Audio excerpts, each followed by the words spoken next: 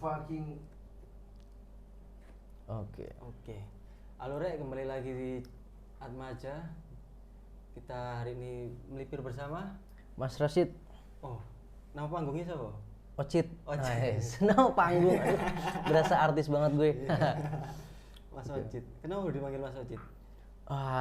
Dulu ceritanya gini. Dulu tuh waktu aku di sekolah gitu ya kan sebagai pengajar paskibra. Oh, oke. Nah, dulu sebagai pengajar paskibra tuh namanya nama biasa gitu ya, Rashid.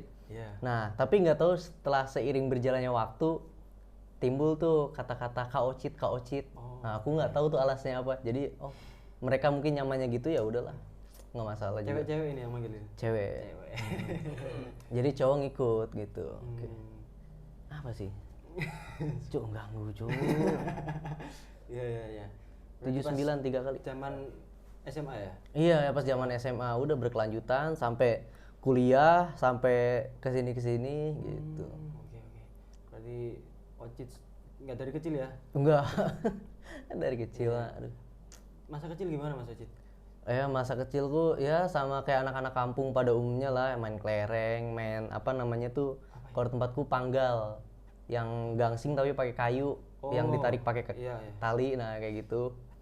Main kelereng, main petak umpet, pulang sore, terus main nyari ikan, pulang sore, berenang di kali, pulang-pulang bau kali, otomatis orang tua marah, jebret, pukul, jebret kayak gitulah. Ya begitulah. Didik Mas Ocit gimana nih? Sampai mukul berarti? Pernah? Iya, pakai apa? Sapu. Nah, itu. Ya biasa, namanya orang tua kan lagi capek-capeknya ngeliat kelakuan anaknya minus kan, ya udah. Aduh. Kalau diinget-inget emang seru juga sih. Aduh, kacau. Asal mana nih Mas Ocit? Aku asalnya nomaden sih sebenarnya, pindah-pindah tinggalnya. Ini kayak orang jauh dahulu banget sih emangnya. Aku dulu lahir di Bekasi. Lahir di Bekasi. Terus merasa di Bekasi kejauhan kemana-mana karena beda planet kan. Terus aku pindah ke bumi, tepatnya di Subang. Oke. Subang, terus Subang juga nggak tahu orang tua mungkin karena kerjaan gitu ya, jadi pindah lagi. Sempet aku tinggal di Lampung. Di Lampung kerjaan ayahku selesai, pindah lagi kerjaannya, sekarang netap sampai usiaku 25 tahun di Indramayu. Indramayu. Iya, di Indramayu. Berarti sekitaran Jawa Barat aja ya? Iya, Jawa Baratan aja. Nah itu dari planet Bekasi ke bumi naik apa Mas? Ya standar lah, Widya. Widya tuh kayak Tayo lah, kayak Tayo. Kayak gitu. Ya biasalah, kalau orang dulu kan apa ya, bis belum ada yang bagus-bagus banget lah, ada juga ya seadanya aja lah. Kacau sih emang. Padahal saya berharapnya pakai roket ya. Roket dulu, beda. Roket dulu di Bekasi belum ditemukan. Oh, belum ya? Belum, adanya roket chicken. Oke. Maaf, ini jokes bapak-bapak ke bawah, sorry ya. Soalnya mungkin apa ya, karena sering bergaul juga sama bapak-bapak kan waktu di kuliah, jadi jokes bapak-bapak tuh udah mulai terasa lucu gitu. Jadi ya udahlah, nggak apa-apa lah, terima aja. Bahwasanya diri ini sudah menua gitu. Aduh, kacau. Kuliah di mana itu Mas Ocit? Aku kuliah di sebuah pondok pesantren yang viral. Mana itu? Oh, oke, Indramayu. Iya. Oh iya. Tahu kan? Tahu. Apa? Gemilang. Nah, itu nama pimpinan pondoknya. Nama pesantrennya Azaitun. Oke. Iya. Berapa tahun itu? Aku di pondok tuh dari kelas 1 SMP sampai SMA sampai kuliah, total 10 tahun. Lama ya?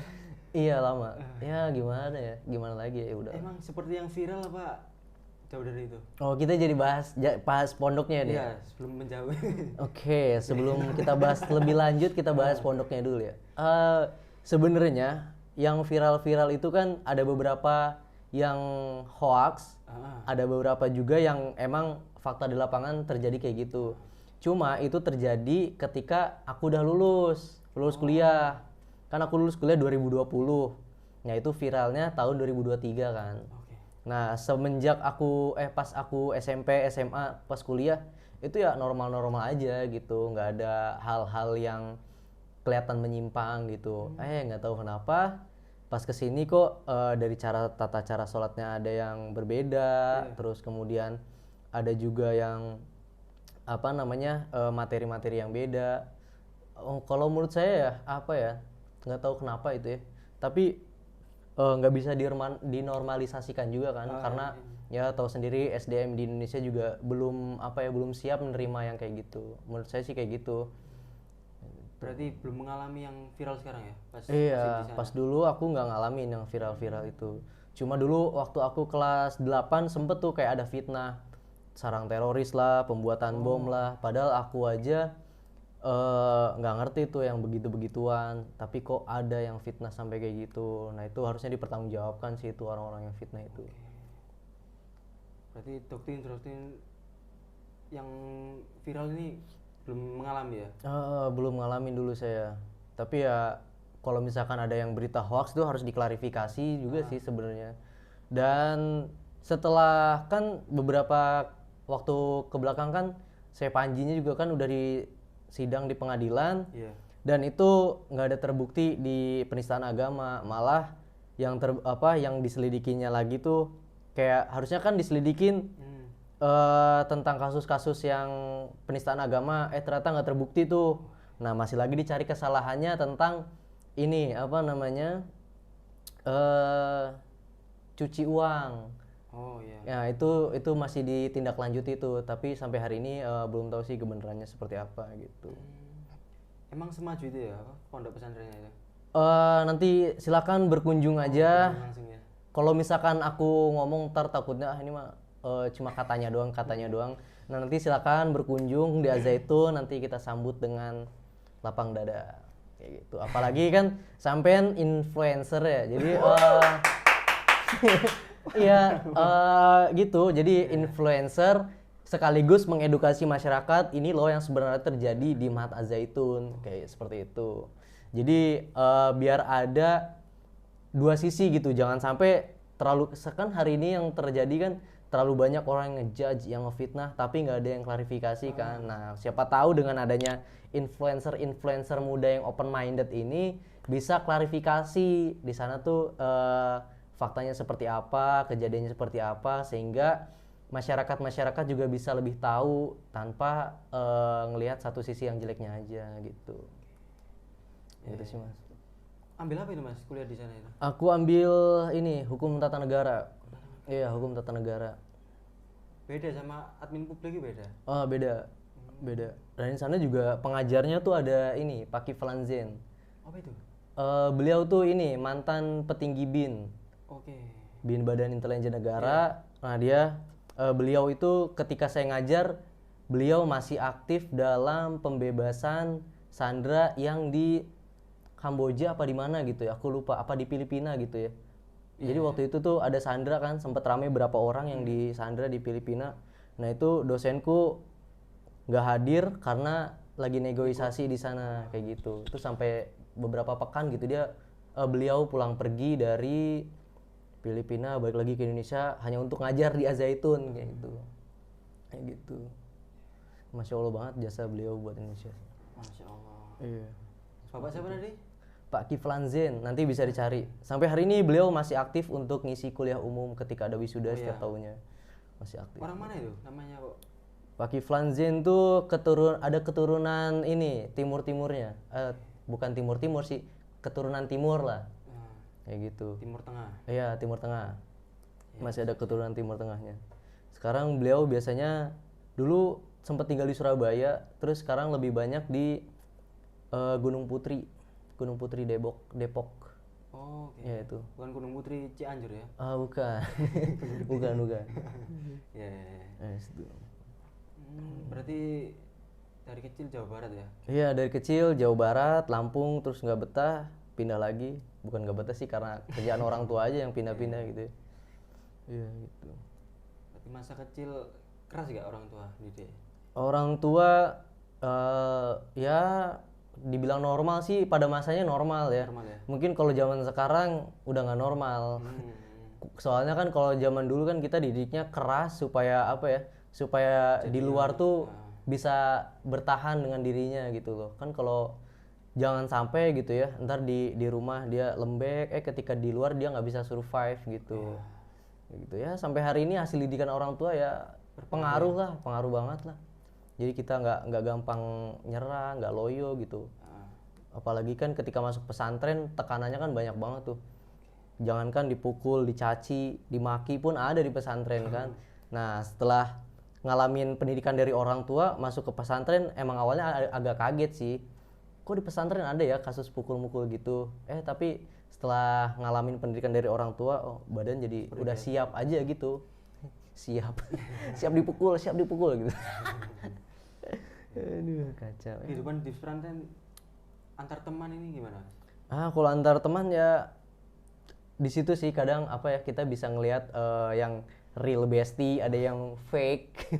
Di situ sih di pondokku kadang kan kita ada yang emang berteman karena dia orang kaya nih, masalah kiriman duit dia nggak pernah kurang kan. Kadang ada yang mau temenan karena dia banyak duitnya doang, bisa jajan setiap hari kayak gitu. Ada yang emang bener-bener dia ayo kita susah seneng bareng-bareng kayak gitu, kita makan kadang di lantai bareng-bareng pakai plastik alas, ayo makan bareng-bareng. Di situ emang kerasa banget sih kebersamaannya pas di pondok itu. Kayak gitu. Sampai keinget sampai sekarang tuh. Kadang kalau ketemu sama teman-teman di luar ya, ketemu teman-teman alumni, ketika di luar ketemu itu ya ngobrolnya seputar itu aja. Masa-masa dulu kayak gitu. Ya, ketawa-ketawa aja sampai sekarang. Jadi golden memory kali ya. Kacau.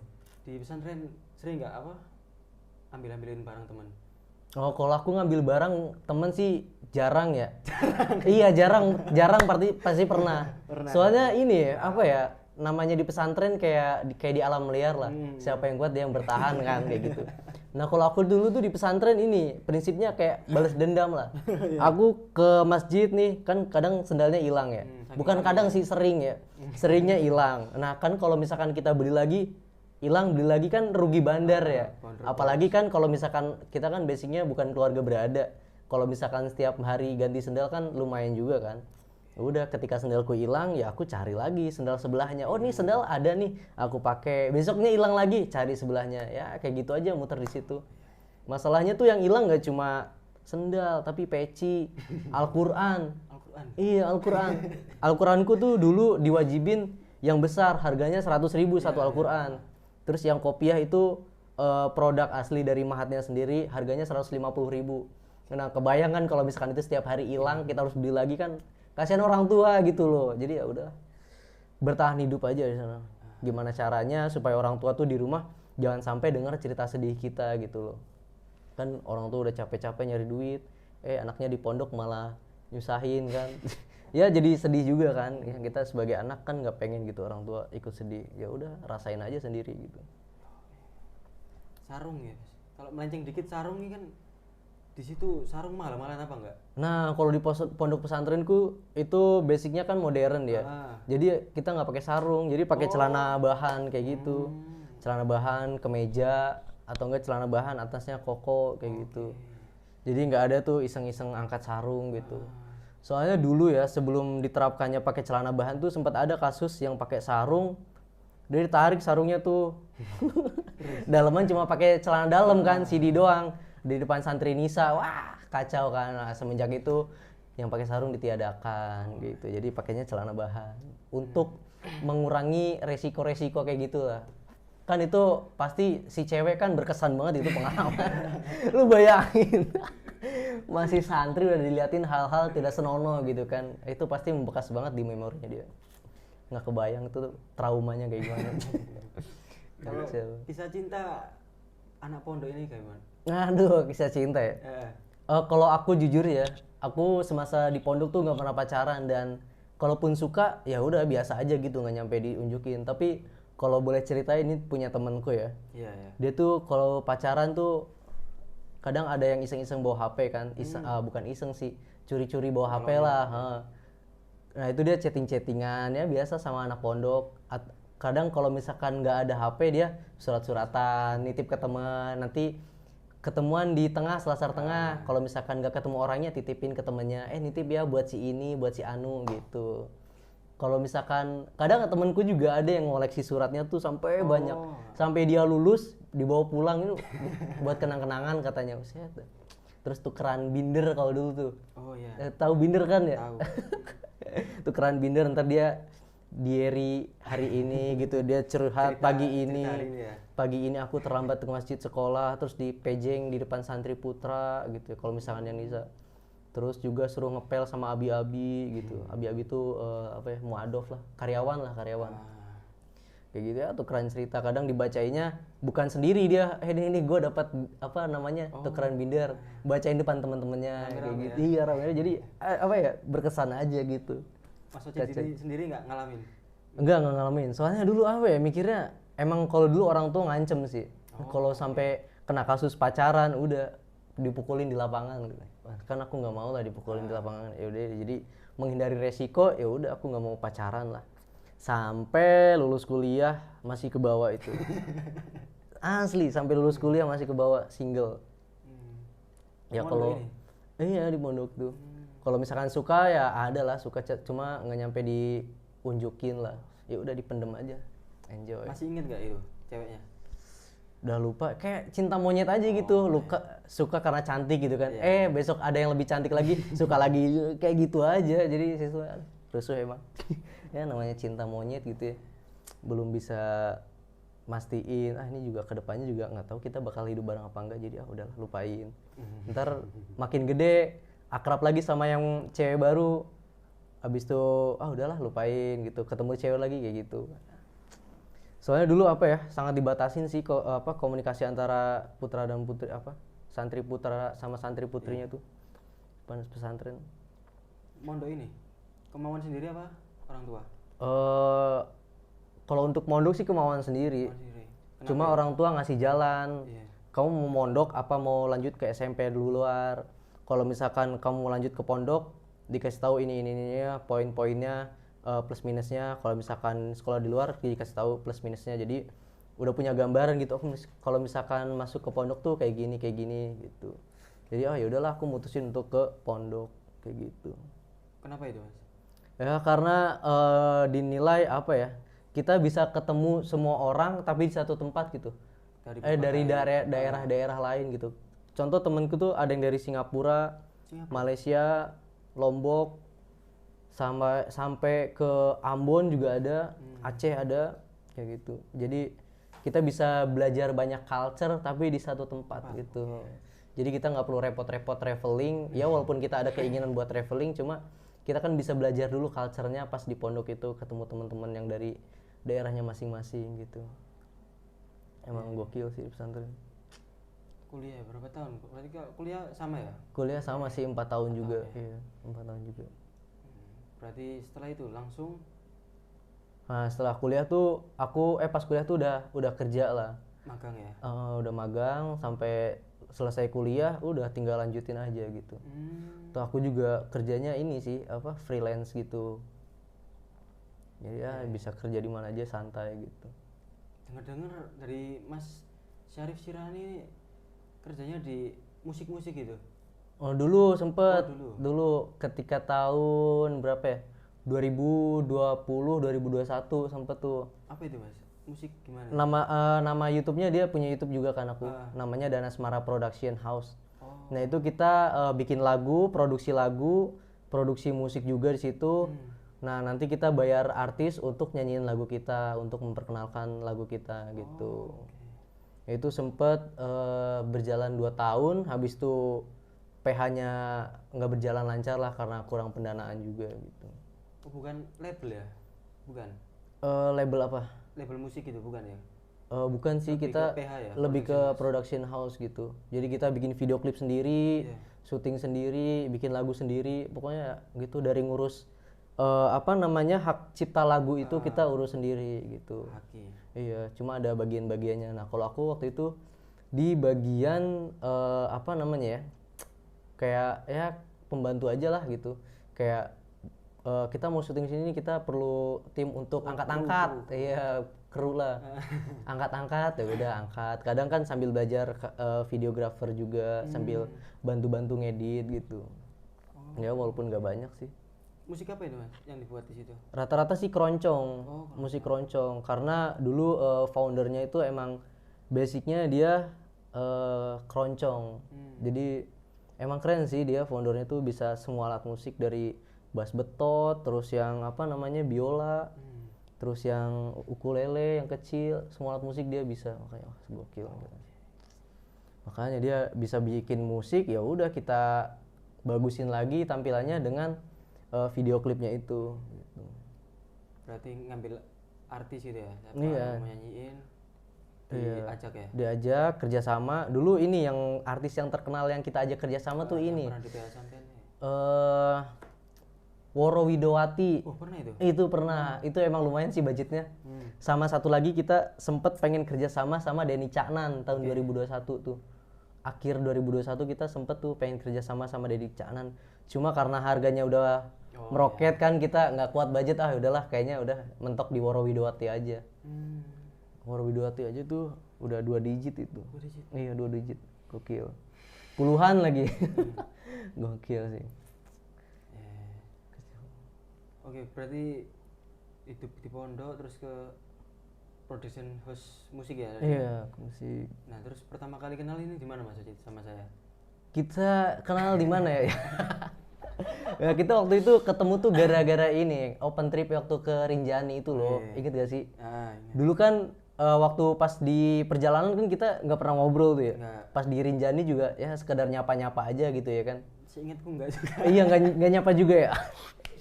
Parah banget sih emang.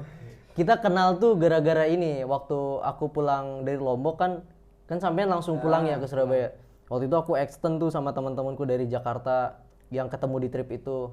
Extend ke Surabaya dulu, pulang dari Lombok, mampir dulu tuh ke Surabaya karena waktu itu jam tiket keretanya tuh jam 3 sore apa ya. Iya. Nah, mampir dulu tuh ke tempatnya Pahmi. Nah, waktu itu kan sampean di situ juga kan ya sama Pahmi. Ya walaupun di situ cuma numpang tidur, ngobrol seperlunya aja nih, parah, saya merasa malu. Parah banget. Ternyata nggak mungkin takdir kali ya. Malah berkelanjutan sampai sekarang gitu ya. Terus ketemu di kita trekking juga bareng kan di Penanggungan. Nggak trekking bareng ya? Oh, nggak trekking bareng sih ya, ketemu aja di Penanggungan ya. Itu waktu aku di Surabaya kan kita sempet nonton bareng ya. Oh iya, sebelum ke stasiun tuh kan nonton bareng sama Pahmi. Kok bisa? Bisa-bisanya. Aku tuh mikir sama teman-temanku yang dari Jakarta kan. Namanya Kak Jasmine sama Adli tuh. Adli, ini kita kesini nggak mungkin cuma numpang doang kan, kita kasih feedback lah. Terus si Adli tuh bingung tuh, ajak apa ya? Kak Jasmine juga bingung tuh. Yaudahlah, waktu itu kan lagi rame-ramenya film KKN Desa Penari ya. Yaudahlah nonton aja Adli, gue penasaran Adli sama film ini Adli. Kak Jasmine iyain aja, oh ya udah ayo berangkat. Itu waktu itu jam berapa ya? Jam 11 kita berangkat ya. Filmnya jam 1. Berangkat, siap-siap, berangkat. Nyampe bioskop, nonton, ternyata filmnya tuh lama kan. Sebelum jam 3 kelar, kita pokoknya tuh 15 menit sebelum film selesai kita keluar bioskop duluan kan. Baru tuh nganterin di situ. Nganterin sampai ke Pasar Turi, untungnya masih sempet. Kacau. Kembali lagi ke Rinjani tadi Mas. Aku ingat kan Mas Ocit ini summit terakhir ya? Iya, terakhir banget. Sama Mas siapa ini? Ini emang Ripki. Mas Ripki itu. Berdua tuh ya? Iya, berdua. Soalnya apa ya? Tenaga udah nggak ada. Sebelum summit juga nggak makan dulu. Aku tuh di tas tuh cuma apa ya? Headlamp pun nggak ada. Headlampku hilang. Pas di camp areanya tuh di Pelawangan tuh, pas mau summit lah, headlampku nggak ada cu, ini gimana nih summit nih, kata mumpung rame udahlah gas lah rame-ramean, tanpa makan. Terus di tasku tuh cuma bekal apa ya, rokok doang, rokok, baterai, dompet, HP, udah modal itu doang. Untung aja sampai itu kalau dipikir-pikir lagi konyol sih itu. Kacau, nggak bawa air, nggak bawa konsumsi. Ujung-ujungnya aku di jalan tuh aku punya baterai, headlampku kan hilang ya. Jadi ada orang pas di trek tuh aku ketemu orang, headlampnya tuh mati. Dia aku tanyain kan inisiatif, bang headlampnya kenapa? Iya nih mati katanya, kayaknya baterainya habis. Nah pas banget tuh aku tawarin tuh, bang nih aku ada baterai nih, coba dicek dulu pas nggak, pas di ini truk, ternyata pas gitu. Baru situ kita ngobrol-ngobrol, bang Aku tanya kan, bang ada air nggak bang? Aduh bang, aku juga nggak ada air. Konsumsiku di bawah timku di depan. Oh yaudah nggak apa-apa. Kayak gitu, buset, saking gembelnya itu nggak bawa apa-apa, anjir. Sampai di trek itu aku tidur karena lapar, haus kan, capek. Udah tidur dulu di trek. Sampai dibangunin ini sama guide lokal ya. Sampai dia, mas bangun mas. Wah kacau ini tidur di trek ini. Iya pak, saya capek pak. Terus lanjut lagi, tidur lagi. Itu aku posisinya juga bisa sama Mang Ripki itu. Ketemu tuh pas sampai puncak. Ketemu tuh Mang Ripki. Terus sama temenku yang dari Jakarta juga. Fadli, Adli. Ada lagi temennya Adli. Ada lagi temennya Adli, si Kiki yang cewek tuh.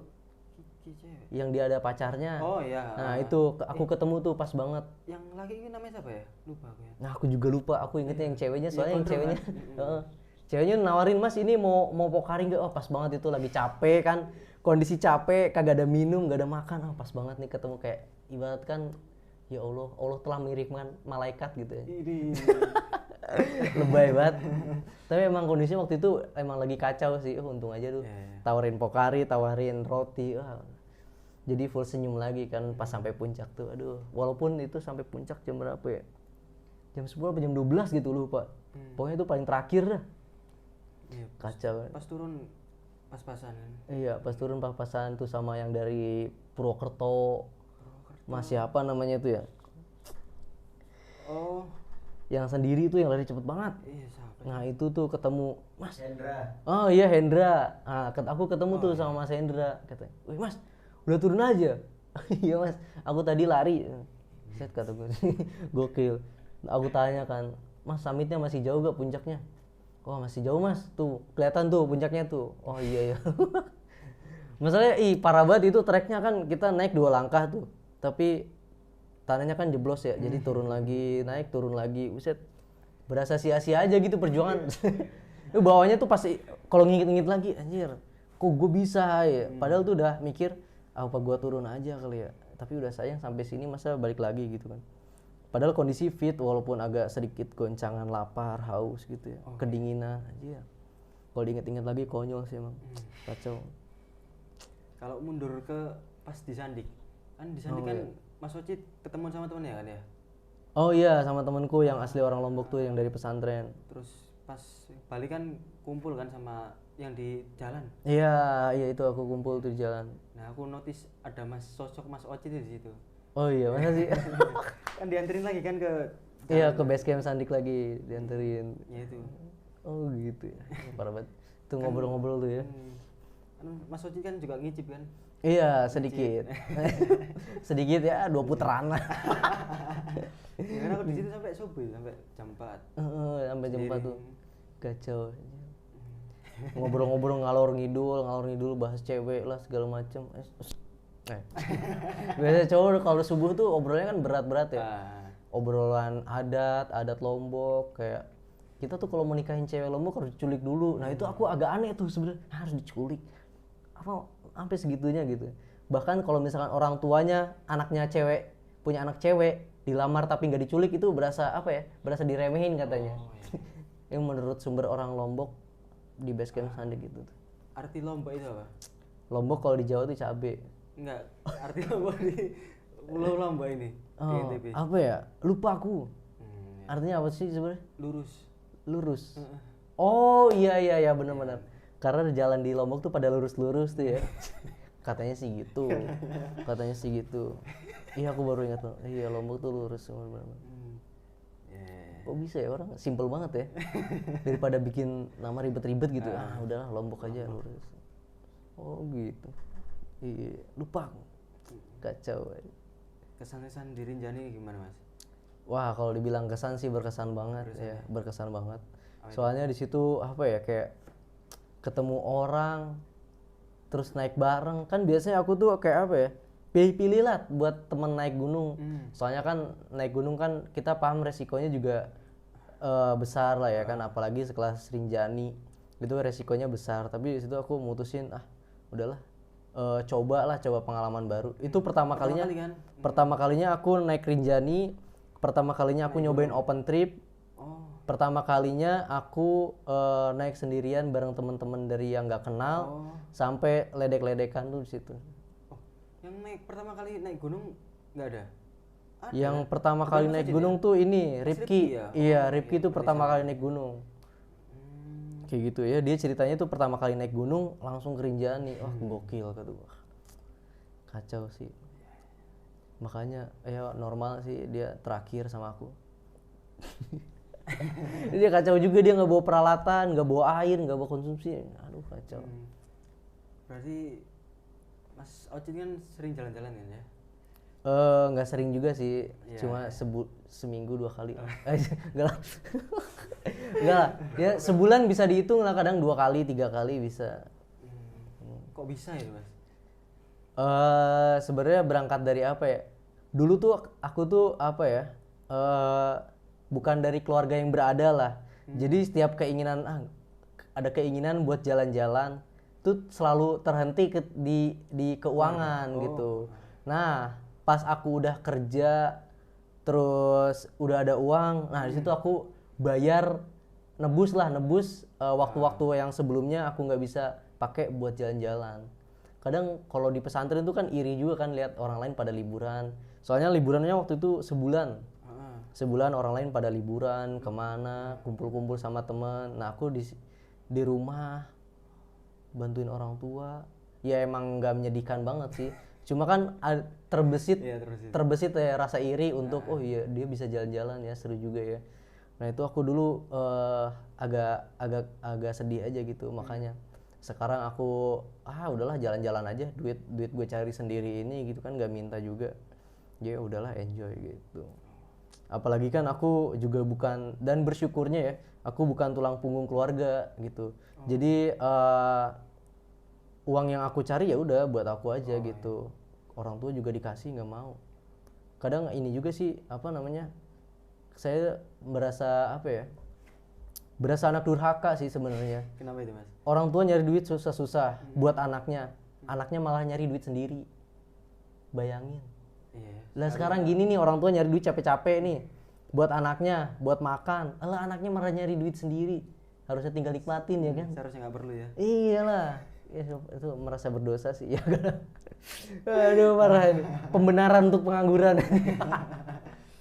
Aduh gitu. Nah, pertanyaannya kok bisa jalan-jalannya sering tapi ya kerjanya juga masih? Oh iya, aku kerja freelance sebenarnya.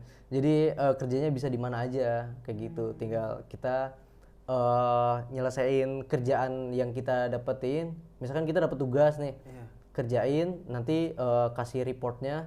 Terus nanti kalau misalkan ada yang perlu revisi gitu. Kalau perlu meeting pun nggak setiap hari gitu.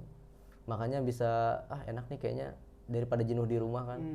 Ya udah aku pergi ke sini, ke sana, kemari gitu. Ya gitu aja. Cari suasana baru aja sih. Jenuh juga di rumah kan. Kayak gitu. Di bidang apa itu Mas? Misalnya orang-orang pengen gitu kayak Mas Ocit. Ngeri ini. Bisa jalan-jalan tapi kerjanya masih. Iya, itu kerjanya di freelance di bidang data scientist gitu. Dulu aku sebenarnya agak menyimpang sih dari jurusan kuliah sampai ke kerjaan tuh nggak linear gitu ya. Dulu aku mikir nih, gue kuliah jurusan hukum, tapi nggak terlalu minat sebenarnya. Dulu aku masuk jurusan hukum tuh karena aku mikir ini kayaknya dari semua mata kuliah yang ada dari semua jurusan yang ada di kampusku yang nggak ada matematikanya jurusan hukum. Gitu ngambilnya. Ternyata pas seiring berjalannya waktu kuliah ternyata ada pelajaran namanya hukum waris ya. Itu berhitung juga tuh, agak stres juga tuh. Soalnya emang kalau dipikir-pikir aku nggak suka berhitung gitu. Ternyata pas di kerjaan aku belajar dulu tuh kursus. Buat masuk kursus untuk masuk kerjaan itu. Aku kursus di nggak di endorse soalnya ya. Nah aku ambil kursus untuk data scientist itu. Soalnya kan ngelihat peluang juga kan, masih sedikit orang yang punya ilmu ini, dan kalau dilihat kebutuhannya juga lumayan banyak gitu. Makanya aku ambil kursus itu, ngelihat peluangnya. Ya alhamdulillah sampai hari ini masih kerja di bidang yang itu, data scientist itu. Emang kalau dipikir-pikir emang nggak nyambung sih kehidupannya. Aduh, kacau. Dari kehidupannya nggak nyambung ini prinsip hidup Mas Ocit ini ya. Waduh, bahas prinsip ya. Umur lebih dari 20 tahun ini. Ini kalau bahas prinsip apa ya? Aku dulu kalau dipikir egois emang egois sih. Aku prinsipnya gini, lakuin aja apa yang lu suka gitu. Dan sampai hari ini pun aku ambil jurusan kuliah, ambil kerjaan, ngambil jalan-jalan, yaitu karena kesukaanku aja gitu. Jadi kalau dipikir konsisten ya enggak juga konsisten. Kayak misalkan aku kan atlet juga ya. Atlet hoki. Nah kadang pelin-pelan tuh antara hoki, traveling, kerjaan kayak gitu. Jadi daripada mikir bingung-bingung, ya udah gue kerjain aja apa yang gue mau gitu. Misalkan tahun ini gue pengennya main hoki jadi atlet, ya udah gue fokusin di hoki satu tahun, kurangin jalan-jalan sama kerjaan kan karena emang bisa di mana aja kan, jadi fleksibel gitu. Nah ada yang aku korbanin. Nah kalau misalkan nanti hoki udah nggak menarik nih, gue pengen nyari duit yang banyak buat modal kemana gitu, ya udah gue fokusin di kerjaan kayak gitu. Jadi dia apa ya, berdasarkan mood aja gitu, apa yang gue mau udahlah gue kerjain daripada bingung-bingung dan gak ngelakuin apa-apa kayak gitu kan. Kan kata Zawin juga jangan nyesalin satu pilihan yang udah lu buat gitu, karena itu yang bikin lu bego tuh di situ kayak gitu. Makanya udahlah lakuin aja yang gue suka, yang penting gue suka di sini, gue nggak nyesel, udah gue lakuin. Kayak jalan-jalan kan sekarang hoki aku korbanin dulu, jadi lebih pengen jalan-jalan, ya udah jalan-jalan aja. Kadang sampai 2 minggu, ya target sih aku 2 minggu jalan-jalan, abis itu fokus lagi untuk ke kerjaan atau ke atlet itu. Gitu. Atlet ini ikut klub berarti? Ini bukan klub sih, tim daerah lah. Tim daerah. Daerah aku yang aku gabung tuh di Kabupaten Bandung. Gitu. Berarti profesional ya? Iya. Digaji juga, tapi ya gitu harus latihan seminggu 2 kali minimal. Ya gitu. Kok bisa olahraganya milih hoki nih gimana? Nah, dulu di pesantrenku tuh ada ekstrakurikuler hoki. Nah, makanya aku dulu hoki aku jalanin, sekolah juga dijalanin, sampai kuliah tuh hoki. Makanya aku mikirnya biar kedepannya aku nggak bingung-bingung masalah karir. Jadi kalaupun kerjaan ini nggak cocok, ya udah gue bisa balik lagi ke atlet. Kalau atlet kayaknya nggak cocok, bisa cari kerjaan yang lain gitu. Jadi emang mikirnya banyakin skill dulu aja, siapa tahu di antara skill-skill yang gue bisa nanti kedepannya bisa bermanfaat kayak gitu. Jadi apa ya, nggak terlalu maksakan kehendak lah. Yang penting gue punya banyak skill, pasti dibutuhin sih. Kayak gitu ya, walaupun nggak tahu dibutuhinnya kapan. Cuma ya, biar nggak bingung lah, nggak mau ngapain gitu. Iya, harusnya. Ya mundur tadi dirinjani, aku baru ingat Mas Ocit di apa ya, Elf ya, mobil itu Elf ya? Iya di Elf. Sakit? Nggak sakit, mabok Stella. Ini masih inget banget aku. Ini pintu, ini belakang kan, aku paling belakang. Dekat jendela, Stella tuh di atas tuh udah bergelantungan banyak banget. Kacau. Yang lain mah pada asik joget-joget, aku udah mual aja tuh di belakang. Kacau. Itu yang punya helm mikir apa coba? Numpuk di situ ya? Numpuk semua di situ, buset kata. Aduh. Yang lain mah pada joget-joget, gue udah ngelamun aja, udah nggak enak gitu perut. Mual pusing jadi satu. Aduh, kacau. Nggak kebayang sih itu. Itu paling berkesan deh kayaknya. Iya, di luar itu mana Ocit? Iya, itu cariin. Pas berhenti makan kan nggak keluar kan? Iya, agak lama tuh, aduh, mual kan. Kacau. Nggak kebayang tuh. Selama menjalani hidup lebih dari 20 tahun, ada nggak hal yang buat sakit hati, Mas? Perkataan, perbuatan? Yang bikin sakit hati ini nih. Apa? Aku usia 25, belum nikah dikasihanin. Kan lucu ya, emang dikata gue gembel dikasihanin gitu kan. Maksud gue ya emang sih gue punya adik 4 lah. Nah 2 ini udah nikah, adikku di bawah, nah sisa 2 lagi. Nah aku sebagai yang tertua belum nikah. Ya kataku ngapain perlu dikasihanin gitu kan, toh gue nggak ngegembel, toh gue makan cari sendiri nggak minta sama lu gitu kan, kenapa harus dikasihanin. Nah itu sih ironis aja, kayak nyesek aja, ih kok bisa ya, kok bisa dia melontarkan kalimat itu sementara biaya hidup gue nggak lu tanggung. Iya kan, lu kalau mau ngurusin hidup gue sekalian lah makan, jajan, jalan-jalan, urusin juga dong. Nggak fair kalau cuma ngurusin perihal sepele kayak gitu. Lagi nikah buru-buru juga ngapain gitu kan, toh juga gue belum matang secara finansial, keilmuan juga masih standar lah, belum wow banget kayak gitu. Parah sih itu. Itu dari orang terdekat apa dari Temen bokap. Temen bokap kan, emang kalau kayaknya bokap tuh kan orang tua kan kayak punya circle ya. Nah itu tuh yang bikin apa ya, ngerusak sih kalau gitu. Iya maksudnya kan tadinya kan anaknya baik-baik aja gitu, setelah terlontar kalimat itu kan jadi kepikiran ya. Jadi kayak, oh ternyata gue usia segini belum nikah tuh dikasihanin ya. Semenyedihkan itu hidup gue gitu sampai kayak gitu. Tadinya happy aja kan, tapi ya setelah berjalannya waktu ya udahlah, biarin aja lah, udah berdamai gitu kan. Ya gue nikmatin aja jalan-jalan terus, jadi ya enjoy aja lah. Toh juga gue nyari duit nggak full buat jalan-jalan gitu kan, pasti ada yang ditabung untuk saving segala macem kan, dana darurat.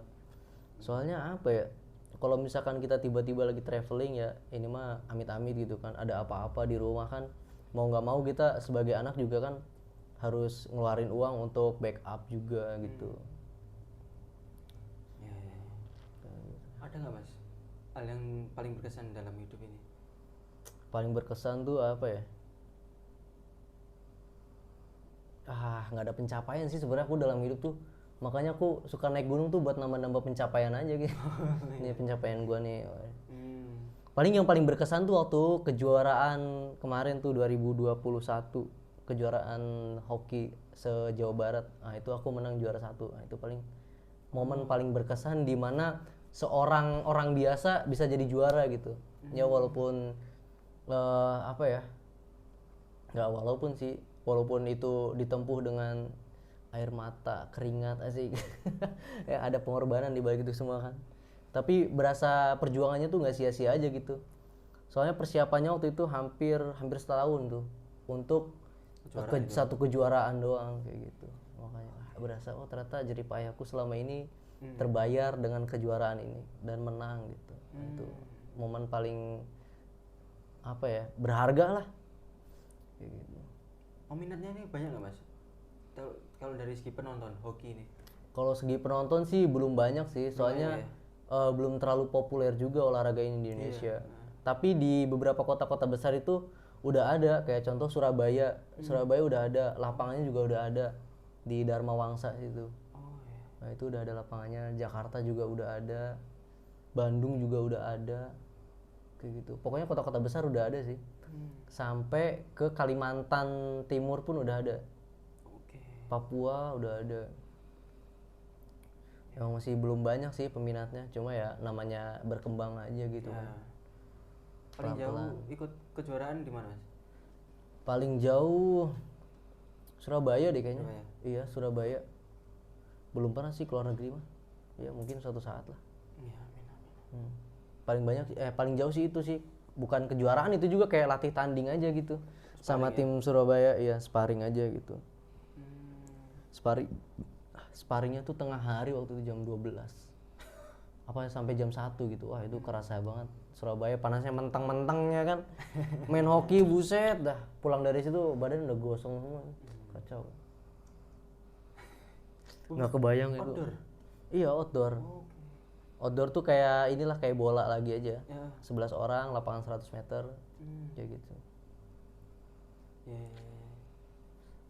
Dari perjalanan selama ini ada nggak mas hal yang dirindukan? Hal yang dirindukan apa ya? Contohnya apa, ada contohnya? Apa ya? Mungkin dari jalan-jalan atau dari masa kecil. Oh, yang paling dirindukan apa ya? Atau ingin diulangi kembali, momen apa itu? Apa ya? Nggak ada sih kayaknya. Nggak ada. Ini emang gitulah, flat aja lah. Flat ya. Mungkin ada tapi gue lupa kali ya. Berarti nggak berharga dong. Yang pengen diulangin apa ya? Nggak ada sih. Nggak ada ya? Nggak ada. Ya, ya, ya. Dan untuk saat ini ada nggak yang dikejar? Untuk saat ini yang dikejar Mimpi banyak nggak mas? mimpi sih ada, tapi mimpinya ya seputar jalan-jalan aja sih. Oh, masih mau menjelajah Iya, masih menjelajah lah. Soalnya ya, apa ya? Aku khawatirnya nanti ketika udah berkeluarga kayak mau jalan-jalan tuh ada aja halangannya gitu. Nah itu makanya sebelum nikah udah puas-puasin aja dulu lah jalan-jalannya, nyari prestasi juga. Terus kuliah juga bakal lanjut lagi gitu. Ya biar apa ya? Biar ketika kita nikah tuh kondisi otak kita tuh udah mateng gitu. Supaya apa ya? Dari segi pendidikan udah mantap. Jadi ketika nanti kita berkeluarga juga udah punya bekalnya istilahnya gitu. Mau lanjut apa ini mas? Kuliah? Rencana kuliah lagi lanjut S2. Ambil apa itu? Ambil hukum lagi yang Iya, linear. lanjut ini. Iya. Soalnya siapa tahu nanti dari kuliah hukum lagi S2 bakal jadi profesi lagi kan. Ya nggak bisa dipungkiri sih. Kedepannya mau jadi apa kan, karena kan saya juga kan lakuin aja apa yang lo mau. Jadi kalau misalkan nanti di masa depan gue pengen jadi lawyer atau pengen jadi apa namanya hakim, basicnya udah ada kayak gitu. Ya gitu sih. Ya banyakin aja dulu sekarang mah pencapaian yang emang bisa tercapai gitu. Jadi kita ngukur juga, jangan sampai gue pengen kesini nih, iya gue pengen kesini nih tapi lihat realita nggak bisa nih. Jadi ya percuma jadi angan-angan aja gitu. Berarti lagi mengejar ini ya, jalan-jalan ya.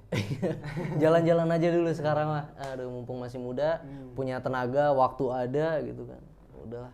Masalah ya mau jalan-jalannya nanti ala-ala backpacker juga nggak masalah lah. Yang penting tujuannya bisa tercapai gitu. Kan Mas Uci sendiri kan nomaden ada ya? Iya, nomaden. Suatu saat nanti ini bakal tinggal di mana? Belum tahu sih. Belum tahu. Tapi kayaknya bakal deket-deket Indramayu juga. Karena apa ya? Kita anak pertama, orang tua juga bakal tua juga, bakal harus ada yang ngurus. Makanya aku kedepannya ya cari rumah yang dekat-dekat situ aja paling. Biar kalau misalkan orang tua ada yang rawat gitu, kayak gitu. Soalnya kan kalau misalkan bukan kita ya siapa lagi yang ngerawat gitu. Adik-adik juga pasti masih fokus berkarir dulu gitu. Gitu. Minum dulu aus kacau. Banyak dapat pelajaran nggak mas? Dari perjalanan ini? Ya banyak sih sebenarnya, apalagi kan kita ketemu orang banyak. Gua ketemu lu ada pelajaran apa? Pelajaran podcast gitu asik. Karena jujur ya, gue tuh kalau ngomong depan kamera tuh agak gagu, belum bisa lancar lah. Tapi ini lancar? Ya karena belajar dari sampean. Aduh, karena dipaksa kali ya, mau nggak mau. Jadi podcast nih. Sebenarnya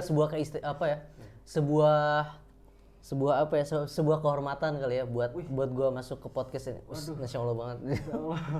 Aku seorang manusia biasa. Enggak lah. Aduh. Kacau. Apa itu mas? Pelajaran? Banyak sih. Dari Rata-rata berbagai daerah kan sampean kunjungi. Iya, rata-rata aku dapat pelajaran tuh dari yang usianya jauh di atasku gitu, kayak bapak-bapak gitu. Kadang apa ya? Banyak orang tua yang ngorbanin karir mereka cuma buat anaknya gitu ya. Nah itu aku sering banget ketemu, apalagi waktu itu aku ketemunya di Rinjani. Ngelihat ada bapak-bapak kerjanya porter. Porter ya. Bayangin cu, dia porter nggak pakai sepatu. Sendal jepit kadang ada yang nyeker. Coba nggak kebayang itu betapa capeknya gitu kan. Untuk ngehidupin anaknya. Padahal kan kalau ditanya cita-citanya apa, pengen jadi ini, pengen jadi pengusaha, pengen jadi pilot, pengen jadi tentara, pasti kayak gitu cita-citanya. Tapi mereka milih realita udah punya anak, udahlah korbanin karir mereka, cita-cita mereka untuk ngehidupin orang keluarganya kayak gitu. Itu salut banget sih menurut gue. Nggak ada yang lebih berharga daripada pengorbanan itu sih menurut gue. Kacau. Itu sih pelajaran yang paling berharga. Menurut gue itu nggak kebayang, bayangin mungkin kalau aku ada di posisi mereka mungkin nggak akan kuat kali ya. menahan beban yang begitu berat. Belum lagi banyak turis-turis yang banyak mau gitu. Aduh, kacau. Respect sih. Nah, sampai ini di Surabaya kan sekarang ya? Iya. Ini mau lanjut kemana ini? Rencana mau lanjut ke Lombok lagi. Explore mana itu? Explore ya Lombok aja, muterin satu pulau itu. Soalnya waktu 2 tahun yang lalu aku ke Lombok tuh kayak berasa kurang aja gitu. Datang ke Lombok cuma dapat Rinjani, Gili Trawangan, Bukit Marese, Mandalika, ya cuma segitu aja gitu, kayak berasa kurang. Makanya mungkin sekarang ada waktu, ada kesempatan lah, pengen berangkat lagi sana, pengen explore lagi lebih luas lagi Lombok. Karena apa ya, gue yakin sih banyak surga-surga tersembunyi gitu ya, yang harus dikunjungin gitu. Bener sih. Sama temen yang jemput itu, yang 2 tahun yang lalu itu. Iya. Sama itu juga. Ya paling nanti kalau misalkan mereka berhalangan ya udah aku sendiri aja paling, kayak gitu. Pinjem sewa motor atau nggak pinjem, udah keliling. Toh Lombok juga nggak terlalu luas banget kayak Pulau Jawa kan. Kalau Pulau Jawa kan ngelilingin bisa buat setahun juga nggak akan cukup gitu. Aduh. Ya, dari beberapa tempat yang Mas Ocit kunjungi ini yang paling indah menurut Mas Ocit mana ini? Yang paling indah apa ya? Masih seputar Rinjani sih. Iya, itu udah the best sih kalau menurutku. Ya sejauh ini ya. Emang kan aku baru keluar Pulau Jawa tuh paling ke Lampung sama ke Bali sama Lombok. Nah, di antara 3 pulau itu yang aku kunjungin ya Lombok masih yang paling bagus sih. Soalnya waktu itu juga kalau ke Bali waktu itu sebentar juga sih, jadi belum banyak explore. Nah, ketika pas ke Rinjani itu explore pas ke Lombok explore ke Rinjani, nah itu tuh wah, pemandangan semuanya ada tuh. Kacau, air terjun ada, air panas ada, danau ada, semancing, pengalaman yang pokoknya anak gua harus ngerasain sih gitu. Kacau. Nah, di Surabaya udah dapat kejadian buruk ya, Mas? Apa itu, Mas? Oh iya, Cuk. Apa itu, Mas? Aku kan kemarin baru sampai nih hari Kamis ya. Iya. Terus Cak Sarip, aku dijemput sama Sarip. Cak, ini kita mau sholat subuh dulu nggak? Oh iya, yuk sholat subuh di mana? Cak Sarip nanya aku. Aku tanya lagi, Cak Sarip nanya lagi, kamu di sini udah kemana aja masjidnya? Masjid mana ya sini? Al-Akbar, Masjid Al-Akbar. Oh yaudah, ayo ke sana. Kita berangkat lah sampai masjid, cari parkiran, berparkir, kita masuk. Nah, masuk ke tempat wudhu tuh. Aku sebelumnya ngomong ke Cak Sarip, Cak, ini kita sendal nggak dibawa? Aku nanya 2 kali, Cak, ini kita sendal nggak dibawa? Enggak, udah taruh sini aja, aman. Pas aku ambil wudhu, ke toilet, ambil wudhu, pas balik lagi selesai wudhu, loh Cak, sendalku lo nggak ada. Langsung itu nggak ada itu, langsung hilang. Nggak tahu itu siapa yang make, buset dah. Kacau kata. Aku ketawa-ketawa aja. Udah firasat ya, sampai 2 kali nanya kan ya? Iya, bukan firasat sih, belajar dari pengalaman kali ya. Kan dulu aku di pesantren tuh sendal sering hilang di masjid kan. Dan sekarang ada masjid gede. Apa nggak memori-memori yang lalu ini kebalik lagi gitu. Ini sendal seriusan Cak kita tinggal. Iya, nggak apa-apa, aman. Aku tanya lagi, ternyata bener kan kejadian. Nggak tahu mungkin karena Allah nggak nyalain Allah juga sih. Cuma ya agak disayangkan aja kok bisa gitu. Padahal sendalnya pun nggak bagus-bagus amat gitu. Sendal swallow gitu, kok bisa hilang gitu. Aku di situ, ya Allah, jarang ke masjid, sekalinya ke masjid sendal hilang. Aku udah dalam hati udah misuh aja itu, ya Allah. Terus ada lagi nih. Ada lagi. Apa itu, Mas? Ada lagi kan. Udah tuh setelah kita kehilangan sendal tuh aku nyeker kan. Nyeker pulang, terus sambil merenung, nih sendalku kemana gitu ya. Nah, hari ini pas banget nih hari Jumat. Aku Jumatan sama Cak Sarip. Ya ayo Cak, kita Jumatan. Yaudah, aku nggak ada sendal, yaudah pakai sendalku kata Cak Sarip. Kita berangkat nih ke masjid yang ada di Genceran, Masjid Al-Islah. Nah, situ aku udah padat kan waktu tadi siang tuh berangkat karena udah jam 11.30-an lebih lah. Udah padat. Aku taruh sendal di luar. Dan itu emang rame sih, situ banyak sendal-sendal. Dan aku sebelahan sama Cas Arif sendalnya. Dan anehnya kenapa sendalku yang hilang lagi, cuk. Pas aku turun nih, kan aku turun dari lantai 2 nih, Ces. Aku langsung refleks ngeliat sendal, Ces. Cuk, kok sendalnya nggak ada lagi? Pas aku teliti lihat lebih deket, oh ternyata bener nggak ada. Padahal itu aku udah turun paling terakhir lah. Pasti udah kelihatan kan. Kalau misalkan dari jauh sendalnya nggak ada kan udah kelihatan ya. Cu, padahal taruhnya sebelahan Cas Arif sama sendalku yang itu tuh yang hilang. Loh, nggak ada lagi nih. Aduh, mana sendalku pinjem lagi yang itu. Parah banget. Mana harganya nggak, harganya sih biasa aja sih, cuma belinya di Bali kata yang punya mah. Aduh. Iya. Harganya mah nggak seberapa lah, 15.000, tapi kan ongkos ke Bali dihitung-hitung segala tadi. Diungkit-ungkit. Aduh. Agak nyesel juga sih, aduh tahu gini mah udah paling benar di rumah gitu ya. Malah keluar parahnya jadi pembenaran untuk nggak sholat Jumat ya. Ada lagi kejadian buruk ini. Kejadian buruk ada lagi. Nggak sampai di situ ternyata kejadian buruk di Surabaya. Makanya jadi aku mikir nih, apa aku salah kali ke Surabaya gitu, sampai mikir kayak gitu. Sampai tadi tuh pas sholat Jumat tuh kejadian buruk terjadi lagi sama aku.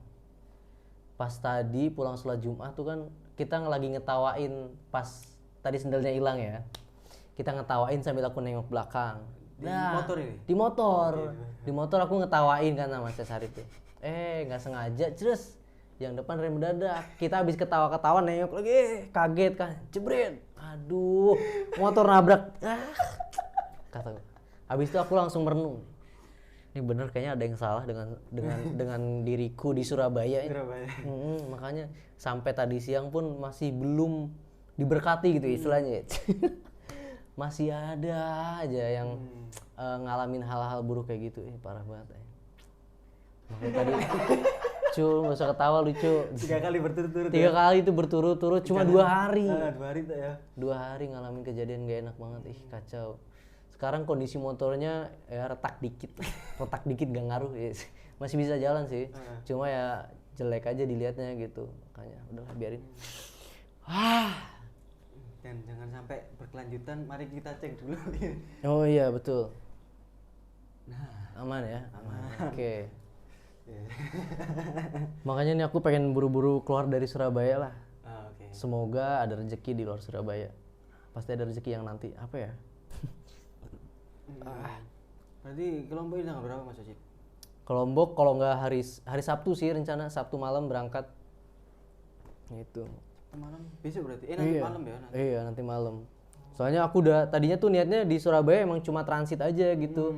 Transit 1 hari terus malamnya berangkat lagi langsung ke Lombok. Nah ini karena ada jancuk-jancuk yang ngalangin, jadi ya udahlah nggak apa-apa aku di Surabaya 2 hari.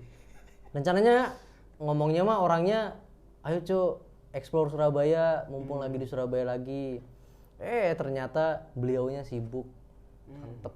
Gak jadi explore malah ikutin kesibukannya dia. Mantep gitu ya. Lucu emang Surabaya. Kesibukan sebagai apa itu? Nggak tahu aku, nggak tahu, katanya sih ada kerjaan.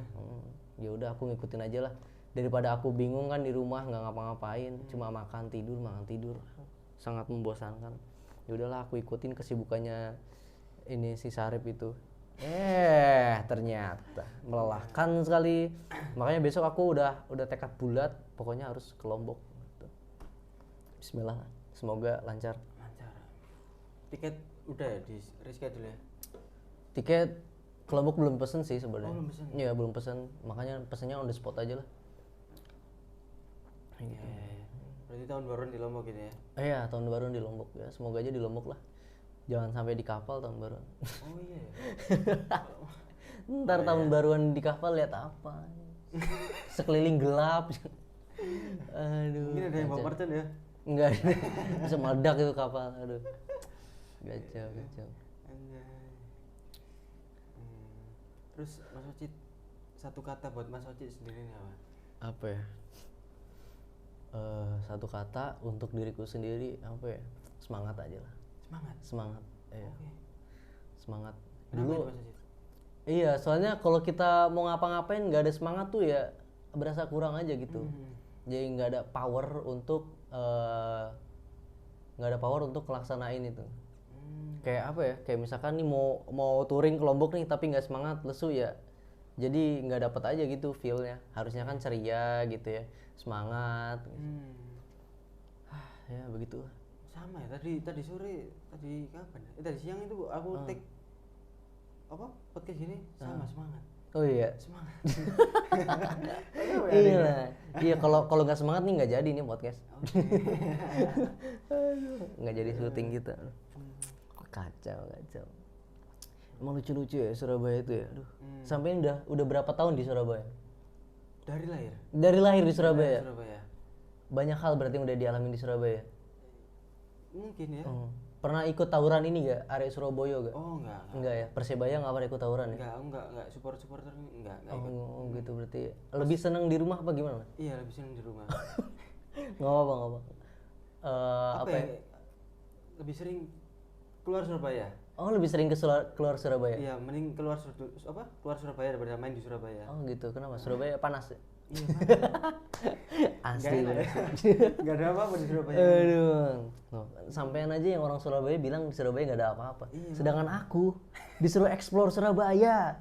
Oh my god. Well, iya kan paling ya ke Malang kan orang-orang Surabaya liburan. iya rata-rata liburan pada ke Malang ya. Surabaya nggak ada apa-apa soalnya. Iya, ya liburannya paling high class deh, ke mall, nonton. Iya. Untuk orang-orang sepertiku yang low budget itu agak disayangkan sebenarnya. Museum. Bayangin 60.000 museum, jalan-jalan. Emang kita dapat sih ilmunya, cuma kan apa ya? Itu bisa kita cari gitu di Google. Udah ada gitu. semuanya di internet ya. Euforia. Gitu. Tapi emang apa ya? Aku sempet ya ada kepikiran, kayaknya belajar sejarah langsung di tempatnya seru juga. Cuma untuk saat ini momennya nggak pas. Soalnya aku keinginannya pengennya ke Lombok langsung gitu. Tapi ditahan. Emang aku sebenarnya ya lebih seneng yang wisatanya bau-bau alam gitu loh. Iya kan? Surabaya kan apa? Gak ada kan? Iya, alamnya panas. Panas. Lebih banyak ke historinya sih kalau Surabaya. Memang. Ya mungkin waktu itu kan aku juga sempet ya main ke Surabaya, diajakin nama Sarip tuh untuk kunjungan ke beberapa museum, dan emang aku akuin orang-orang Surabaya sangat menjaga historinya. Soalnya ya mau bagaimanapun juga kan Surabaya bergesekan langsung lah sama sejarah, apalagi kan ada tragedi Jembatan Merah, ada tragedi apa tuh yang tahun 98 di Surabaya. Hotel Majapahit itu, penyebagai bendera itu. Iya. Pokoknya banyak tuh. Sampai-sampai kan Soekarno juga presiden kita yang pertama lahir di Surabaya. Kalau ngomongin sejarah Surabaya emang gak ada habisnya sih sebenarnya. Iya. Cuma gitu banyak anak muda yang Kurang ya terhadap. belum aja sih. Belum mau untuk melek sejarah kayak gitu, termasuk aku. Kayak gitu ya. Mungkin suatu saat nanti bakal kembali lagi ke Surabaya, bakal ke museumnya gitu. Khusus untuk ke museumnya. Gitu. Mungkin lebih enak sama anak sekalian belajar. Bisa, mungkin suatu saat nanti. Ya. Suatu saat nanti sih. Jadi biar melek sejarah juga. Sekalian ngenalin ke anak ya. Iya, betul. Ya mungkin untuk sekarang aku fokusnya mungkin belum ke itu ya. Jadi ketika ada orang ngajak, ayo ke museum, belum mau gitu. Walaupun ada yang maksa-maksa gitu ya. Diajak kemana itu? Tadinya tuh diajakin ke Museum Hos Cokro Aminoto. Oke. Cuma karena tadi penuh, Terus? kan tiketnya online ya. Terus dicek, oh ternyata penuh. Oke, kita ganti lagi ke Museum Taman Olahraga. Nah itu tuh cancel tuh gara-gara tadi kita muter-muter siang tuh gak jelas, muter-muter. Ujung-ujungnya dipanggil. Ayo, kita ada perlu. Panggil bosnya. Ya udah mau nggak mau. Ya udahlah nggak apa-apa. Emang kalau bukan kemauan tuh pasti ada aja alasannya. Kalau udah mau pasti ada aja jalannya gitu. Diusahain ya. Iya, ya mungkin kedepannya kalau ke Surabaya khusus untuk mempelajari sejarah Surabaya, nah pasti itu giat semangat itu. Nah, berhubung sekarang tujuannya bukan Surabaya, sebagai tempat transit aja gitu ya. Jadi ya udah deh. Belum ada kemauan yang besar gitu untuk belajar sejarah. Emang parah banget remaja satu ini. Aku menertawakan diriku sendiri. Tapi aku kalau mau belajar sejarah Surabaya tinggal lihat ininya aja sih, lihat lihat TikToknya Syarif. Iya, bisa ya. Bisa. Ntar kalau misalkan ada yang tanyain bisa langsung tanyain ya kan. Gitu. Gampang lah sekarang. Aku juga FBP tuh, Syarif Sirani gitu. Nah kan, iya. Itu bahas sejarah-sejarah Surabaya itu banyak gitu ya. Bener. Makanya jangan lupa dukung ya, dukung channel TikToknya ya. Channel TikToknya Syarif Sirani ya. Orang Surabaya itu Mas? Orang Surabaya, Tulen katanya. Dari lahir ya. Dari lahir. Hobinya nyiramin bunga di pagi hari. Iya. Tanaman di pagi hari ya. Emang kesayangan mama itu. Kacau. Kacau. Tapi kenapa sampean nggak senang di Surabaya Mas? Selain panasnya, selain emang pengennya ke Malang gitu? Nggak tahu ya, nggak tertarik ya. Nggak tertarik. Tapi ke museum pernah? Nah pernah. Ya mungkin kegiatan sekolah ya, SD ke museum. Waktu ke Pahlawan itu apa namanya? 11 November kayak gitu ya. Kalau nggak diajak, nah TikToker tadi itu ngajak ke itu Museum Cokroaminoto itu juga. Kalau nggak diajak mungkin nggak ke museum sampai saat ini. Terakhir ke museum di Surabaya kapan? 1 minggu lalu. 1 minggu yang lalu. Karena diajak Mas Syarif Sirani tadi. Kalau nggak diajak juga nggak mungkin. Parah cuy. Bener nih pemerintah Surabaya nih PR-nya besar banget ini terhadap anak-anak muda untuk mengingatkan betapa besarnya sejarah Surabaya.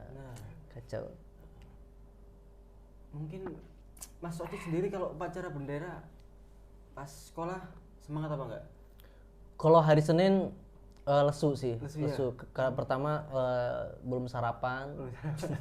Terus emang belum ada kemauan kan karena ya namanya bocah ya kan masih seneng main. Jadi kalau diatur-atur itu agak kurang ya. Aku tim barisan paling belakang lah kalau upacara itu. Oke.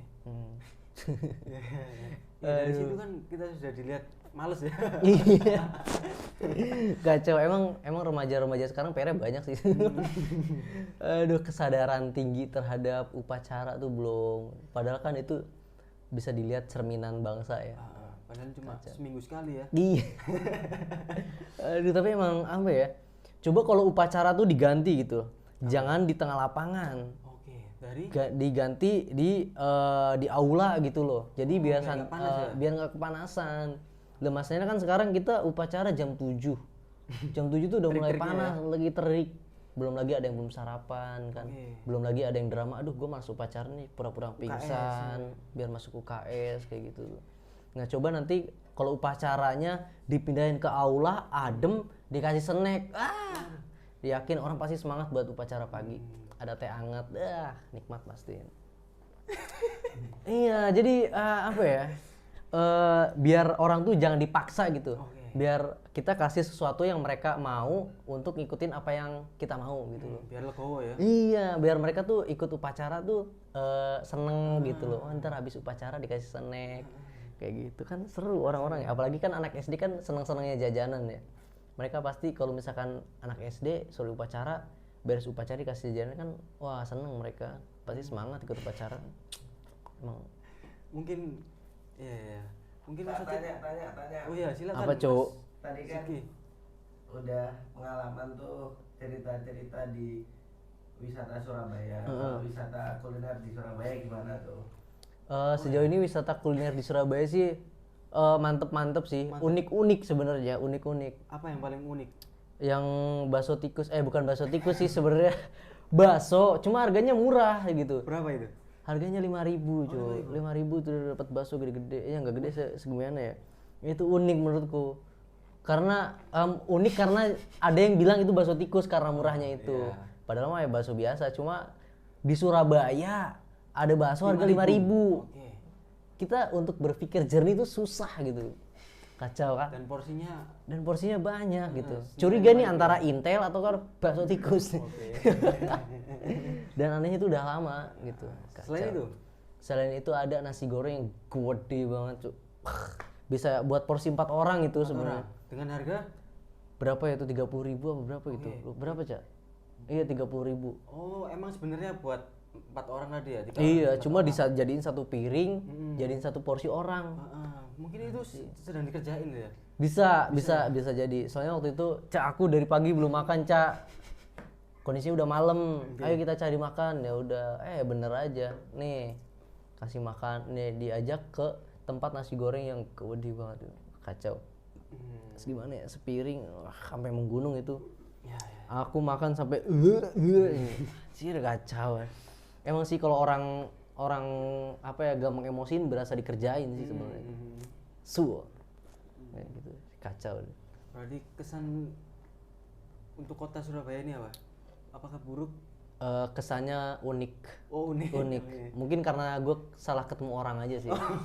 Mungkin kalau gue ketemu koko mungkin gue diajakinnya party, diajakinnya nonton ke mall. Nih gue karena ketemu orang yang unik, jadi diajaknya ke tempat yang unik-unik kayak gitu. Gitu. Berarti bukan salah Surabayanya ya? Nggak salah Surabaya. Salah orang. Gue salah ketemu orang gitu. Kacau sih. Yang Surabaya unik bener. Kacau.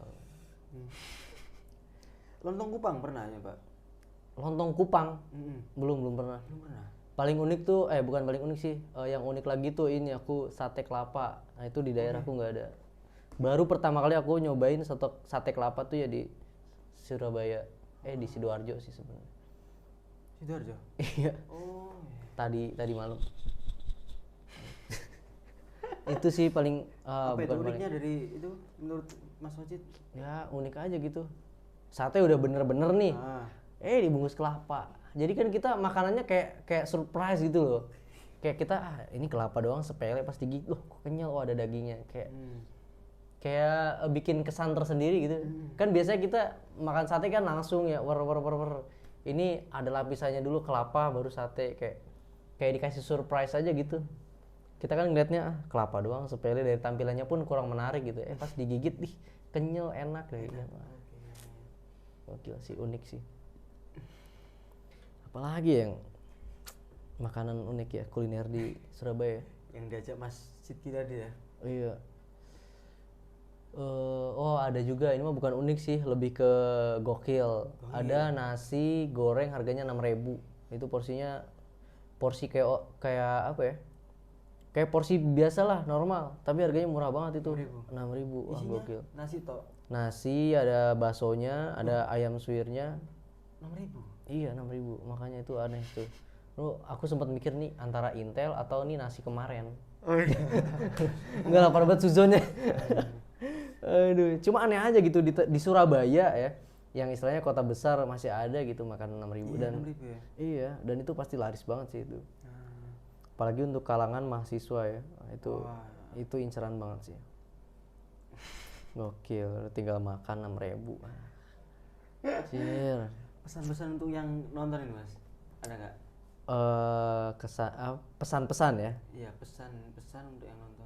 Pesan-pesan untuk yang nonton, apa ya? Ini ntar dikat aja nih ya, agak lama. Aduh. Nggak perlu. Pesan-pesannya apa ya? Jangan pernah nyesel belajar sesuatu. Pasti di kemudian hari pasti ada manfaatnya. Itu aja sih. Itu yang gue lakuin, itu yang gue alamin, dan itu yang gue rasain sekarang. Kayak gitu. Berarti ngasah soft skill ya? Iya, soft skill, hard skill, apa aja yang lu mau kuasain, lu pelajarin. Walaupun itu mungkin di beberapa hari ke depan itu skill nggak bakal berguna, tapi di kemudian hari pasti berguna. Pasti apapun. Selalu coba hal baru ya? Iya, coba hal baru aja. Aku pun dulu iseng-iseng untuk belajar itu data analis, dan sekarang malah jadi kerjaan kayak gitu. Iseng-iseng dulu ikut ekskul hoki, sekarang malah jadi kerjaan juga dan ada hasilnya, menghasilkan. Kalau takarannya sekedar uang mah ada kayak gitu. Makanya aku sekarang mencoba traveling, siapa tahu dari traveling ini ada hasilnya juga kayak gitu. Apa pandangannya Mas Oji ini? Peluang bisnis apa ini? Peluang bisnis yang di mana? Traveling. Oh, kalau di bisnis traveling sebenarnya ada peluang sih. Di fotografi ada, di open trip juga ada. Tapi yang lebih besar peluangnya sih di itu, di open trip itu. Peluangnya gede banget itu. Kalau di open trip kayak gitu. Ya emang sih. Nah yang catatan juga nih ya buat yang open trip, ya tolonglah setiap harinya tuh tolong diperbaiki sistemnya, karena jangan sampai ya orang-orang yang mau naik gunung itu kecewa gara-gara salah pilih open trip. Gara-gara servisnya kurang ya. Servisnya kurang. Ya walaupun apa ya, servisnya kurang, setidaknya apa ya? Ya namanya servis ya pasti nggak ada yang sempurna ya, pasti ada kekurangannya. Cuma tolong dikurangin kekurangannya gitu. Jangan malah banyak kekurangannya daripada dapat benefitnya gitu. Kan kita orang misalkan sampean nih, orang belum pernah naik gunung, pengen nyobain naik gunung, kagak ada temen, pasti pilihannya open trip. Nah kalau misalkan sampean salah pilih open trip, apa nggak trauma? Kayak gitu. Nah jangan sampai orang yang punya hobi itu, udah malas gue.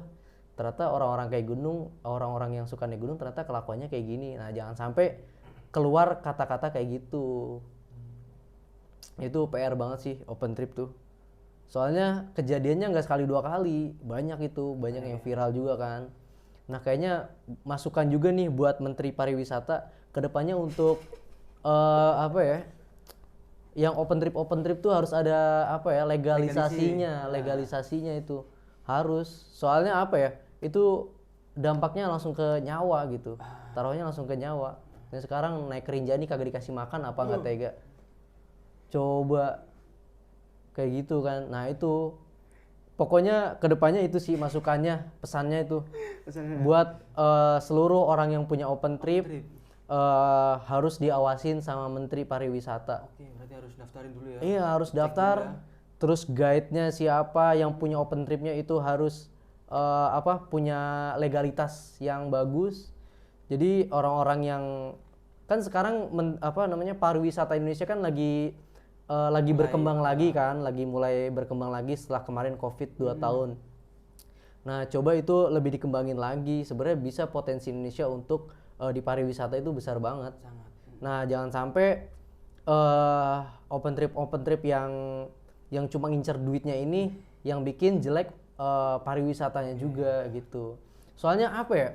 Indonesia itu Indonesia itu kan indah kan ya. Indonesia itu indah tapi tidak dengan SDM-nya. Iya. Nah, itu SDM itu ya open trip, ya pungli. Nah, itu tuh yang bikin jelek pariwisata di Indonesia kayak gitu. Nggak di mana-mana pungli pasti ada itu. Nah, itu harusnya diadain edukasi dari Menteri Pariwisata, edukasi tentang pemeliharaan tempat wisata. Nah, kalaupun ada yang pungli-pungli itu harus diberantas itu. Pasti bikin jelek, orang pasti trauma, orang pasti jengkel lah. Kalau ada pungli-pungli kayak gitu, bentar-bentar suruh bayar, ya Allah, orang niatnya liburan ya? Iya kayak gitu. Tapi yang paling jadi catatan sih itu pesannya open trip itu. Asli, bayangin orang lagi pengen nyoba hobi baru tapi dapat pengalaman yang gak mengenakan kan, agak agak kurang aja gitu kayak gitu. Kalau untuk anak-anak muda ya Mas? Nah untuk anak-anak muda lebih ke mungkin karena saya hobi jalan-jalan ke alam. Itu aja sih paling pesannya, jaga alam kita. Ketika kita naik gunung, tolong sampahnya dibawa lagi turun. Untuk yang rokok juga, puntung rokoknya jangan dibuang sembarangan. Karena karena itu bakal ada dampaknya ke depannya, entah itu balik ke diri sendiri, balik ke lingkungan sekitar, pasti ada efeknya kayak gitu. Jangan sekedar egois, gue punya hobi naik gunung tapi nggak perhatiin lingkungan. Nah itu jangan sampai lah. Kalau misalkan masih ada yang kayak gitu, mending di rumah aja sih. Kayak gitu. Kacau. Ada nggak Mas role model inspirasi untuk Mas Wacit? Orang yang menjadi inspirasi Mas Wacit, mungkin jalan-jalan atau apapun itu? Kalau role model sih nggak ada sih. Cuma aku ada kalau di agamaku kan Islam ya, ada sebuah ayat yang menganjurkan kita untuk traveling. Ada di surat Al-Mulk ayat berapa gitu aku lupa. Nah itu dianjurkan untuk traveling. Nah makanya itu jadi Jadi keinginan basic keinginanku untuk terus jalan-jalan itu. Ayat di surat Al-Mulk itu. Jadi acuan ya. Iya, jadi semangat ternyata emang ada anjuran gitu untuk traveling. Soalnya kan dari dulu Rasul juga kan traveling ya dari Mekah ke Madinah. Walaupun traveling sekaligus bawa barang dagangan gitu. Kayak gitu sih. Sekaligus ini sih dari traveling kita bisa ngurangin mudorot ketika kita diem. Kalau kita banyak diem kan pasti ada kepikiran pikiran jelek-jelek lah kayak gitu. Nah untuk ngurangin itu juga sejujurnya kayak gitu. Kacau. Biar selalu fresh ya pikirannya. Iya, biar fresh pikirannya. Kita kadang kan dari kita traveling kita bisa nemuin ide-ide baru. Kita bisa nemuin misalkan di Lombok ada bisnis ini, di tempat kita belum ada, kita bisa bikin kayak gitu.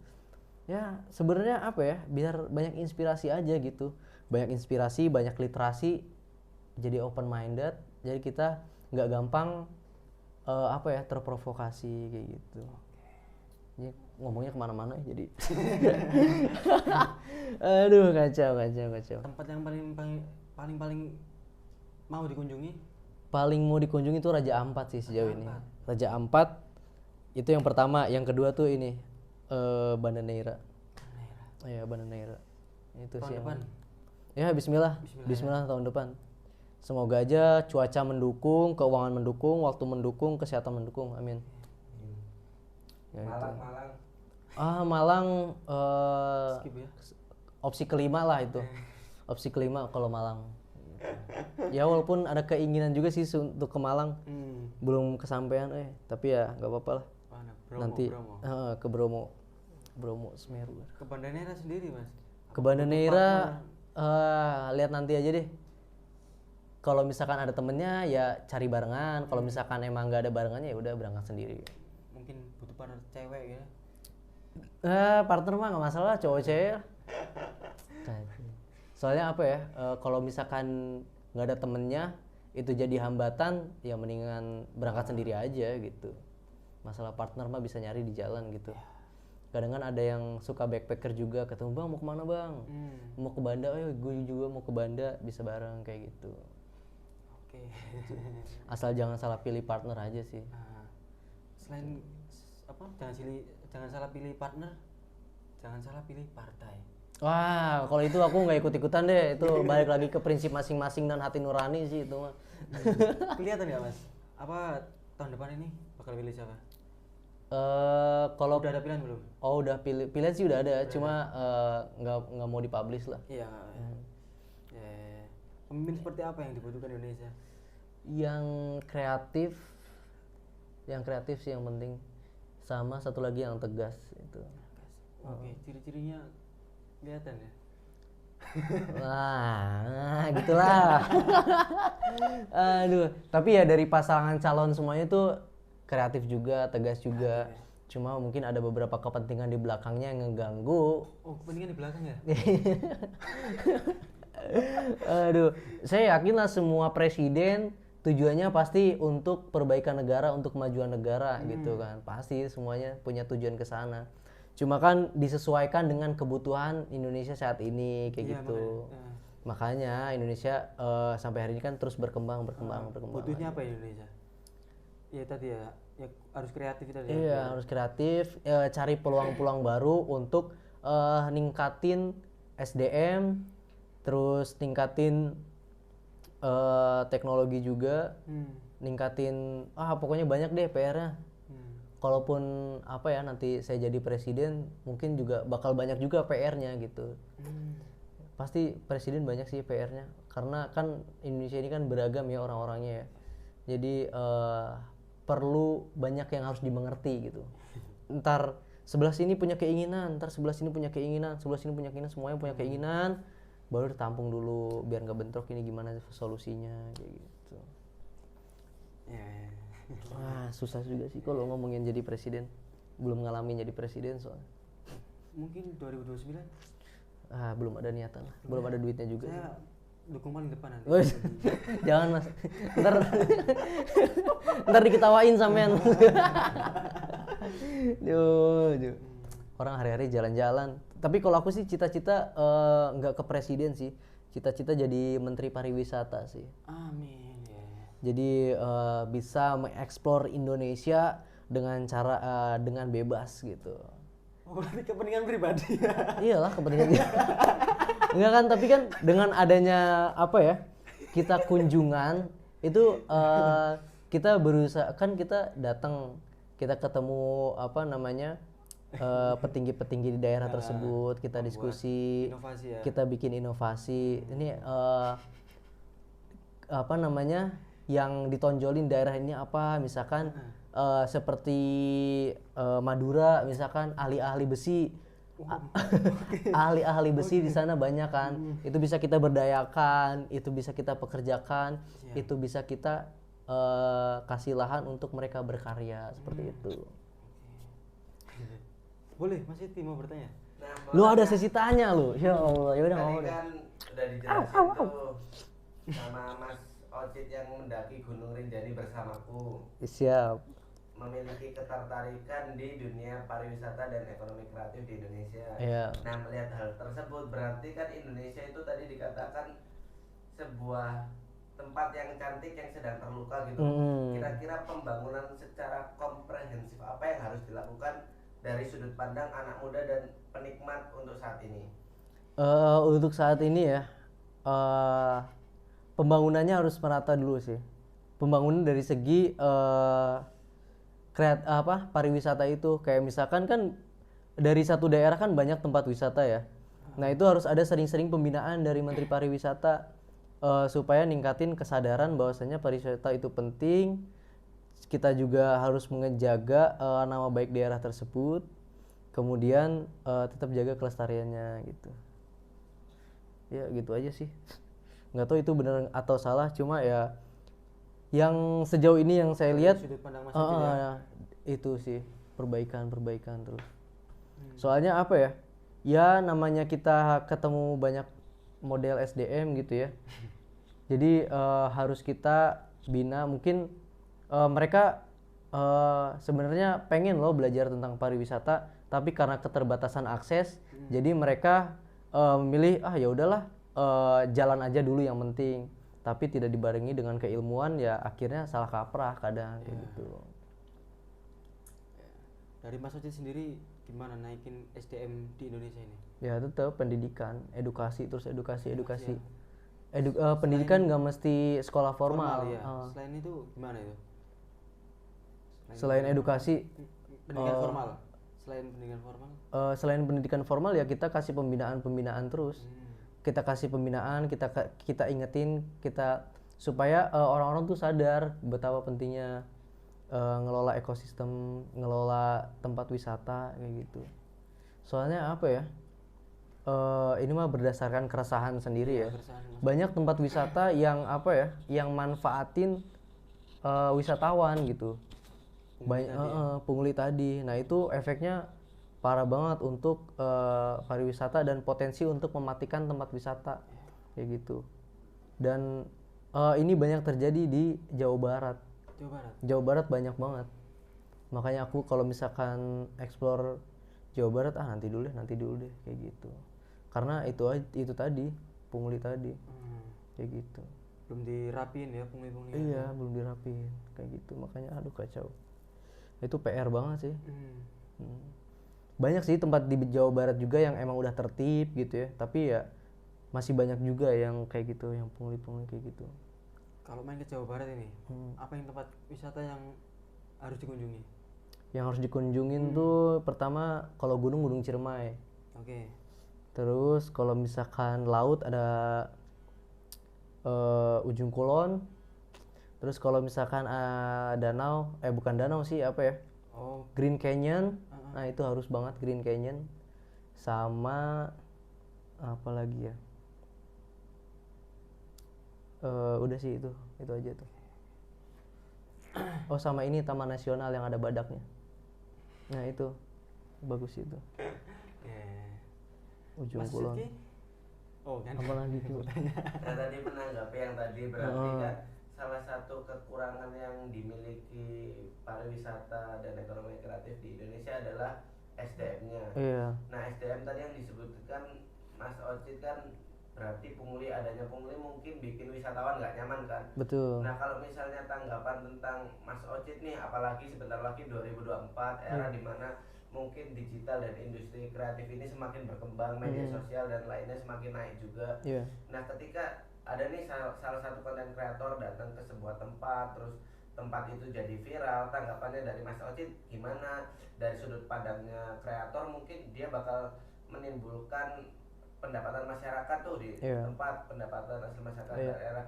Nah sebenarnya dalam masalah lingkungannya, analisis dampak lingkungannya, masyarakat ini yang belum tersentuh tadi secara pendidikan, secara pengelolaan sampah masih kurang, terus secara dampak lingkungan juga pasti kena tuh. Jadi apakah pengembangan itu harus diratakan dari segi wisatawannya dan masyarakat setempat atau gimana tuh pandangan dari Mas Ocit? Kalau dari pandangan saya sih harus dua-duanya saling ningkatin kesadaran ya antara wisatawan sama warga lokalnya itu. Soalnya mau nggak mau ini jadi tanggung jawab bersama kan.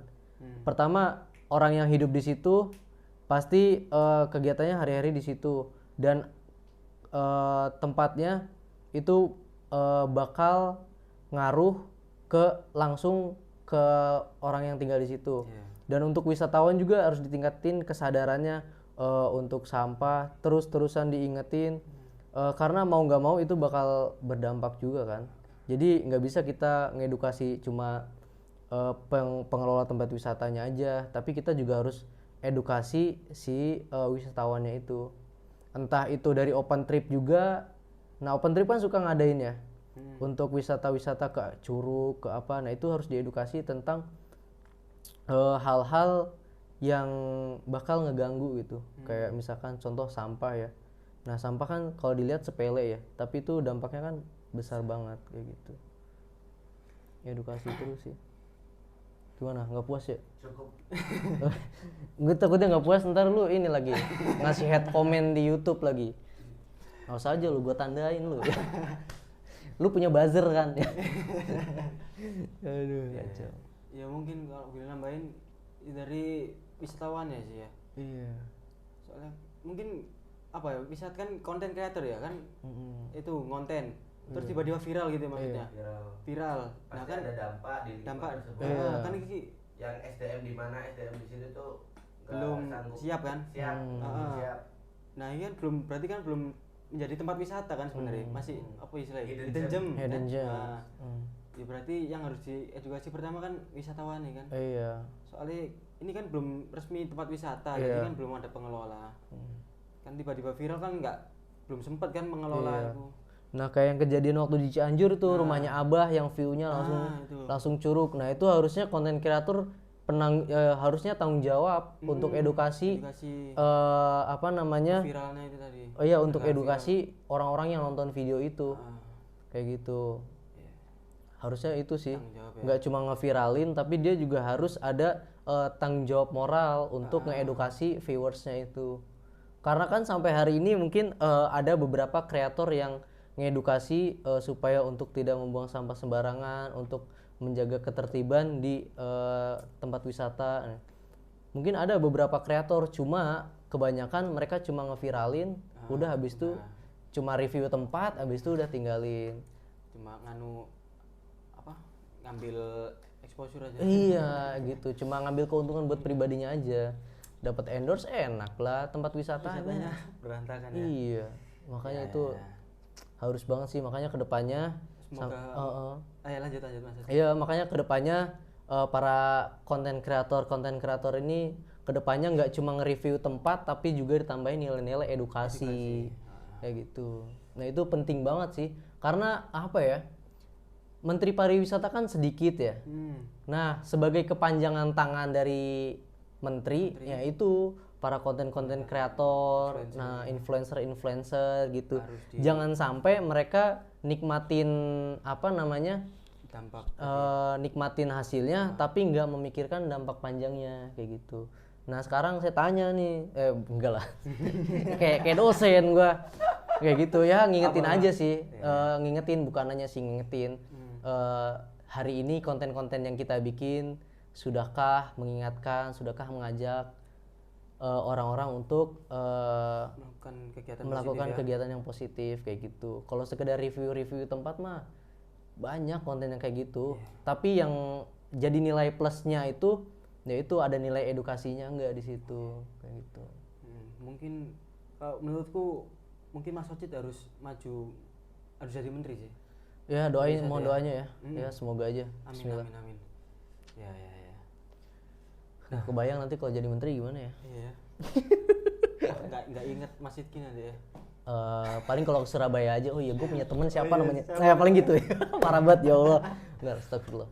Ya. Gitu. Mas Ocit sendiri dengerin musik nggak? Oh suka dengerin musik. Suka ya? Iya, suka dengerin musik. Apa? Sering dengerin apa? Band apa? Avenged.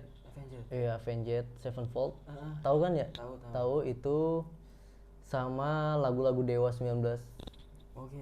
Itu aja sih paling yang sering didengerin gitu. Untuk lagu-lagu yang kekinian mah jarang sih kayaknya yang didengerin, ya jarang. Mungkin faktor umur sih. Bisa sih, beda generasi aja sih kalau menurutku. Padahal yang bikin lagu tuh usianya sepantaran gua. Iya nggak sih? Enggak juga ya? Iya, lebih tua. Iya kayak Anmes itu kan lebih tua dari gua kan. Terus siapa lagi ya yang viral-viral ya? Lagu sekarang tuh siapa ya? Mahal ini tuh usianya berapa ya? Oh, lebih muda kalau itu. Oh, itu lebih muda mungkin ya. Ya gitu. Rizky Febian. Nah, itu iya. Lagu-lagu sekarang aku nggak terlalu ngedengerin lah, lebih asik ngedengerin lagu-lagu zaman dulu. Best song Dewa 19. Ini Dua Sejoli. Oke. Coba liriknya, ref. Nyanyi dikit lah. Yang Tipis-tipis lah. Hawa tercipta di dunia untuk menemani sang Adam. Nah itu yang paling gue suka. Soalnya dari situ kan udah kelihatan kan cowok sama cewek. Bukan cowok sama cowok, apalagi cewek sama cewek. Ya itu sih maknanya. Ya itu harus harus sering-sering didengerin lah sama kaum LGBT itu. Biar mereka tersadar. Soalnya lagu-lagu Dewa tuh nggak cuma lagu gitu, tapi dari lagu-lagu tuh diambil dari ada hadis, ada ayat-ayat kayak gitu. Jadi kayak berasa jadi filsuf aja sih kalau dengerin lagu Dewa tuh. Kayak gitu. Gokil sih kalau menurut. Ya. Ada lagi nggak? Apa ya? Lagu Dewa. Oh yang ini yang malam-malamku. Ini. Iya, Roman Pisisana itu. Coba chorusnya sekarang. Nggak tahu. Aku cuma denger lagunya aja gitu, chorusnya nggak tahu. Mungkin ada tambahan Mas Idki? Cukup ya, akhirnya. Ya enggak lah. Iya. Aku dari tadi tuh ngomong berasa membual. Aduh kacau. Panjang nanti bakal nggak kesel ini. Iya benar-benar. Takutnya begitu ya. Siap. Terima kasih Mas. Siap, terima kasih juga nih udah meluangkan waktunya mengundang. Terima kasih ya sudah meluangkan waktunya. Siap, jadi merasa kehormatan sih ini. Wah, saya yang terhormat. Aduh, kacau. Ya, terima kasih teman-teman sudah menonton. Buang buruknya, ambil baiknya. Ya. Anjay. Kayak ini dong, sendal. Tuker. Aduh, kacau.